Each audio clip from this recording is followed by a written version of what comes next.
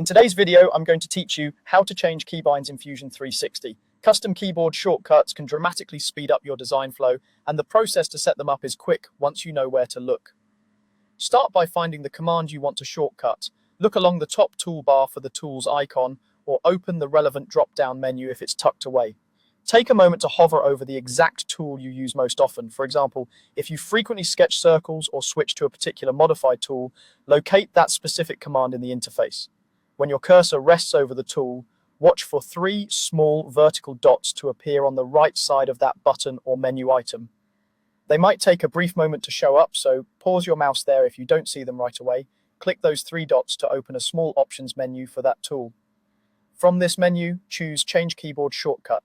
This brings up a dialog box where Fusion 360 is ready to listen for your new key or combination. Simply press the keys you want to assign. You can use single keys or combine modifiers like Shift, Control, Alt, or on macOS Command. For instance, pressing Shift plus C will set that combination for the selected tool. Pick something you'll remember easily, ideally connected to the tool's name or action. If the key you've chosen is already taken, Fusion 360 typically lets you know right in the dialog. Conflicts can cause confusion later, so it's best to choose a different combination rather than overriding something you rely on.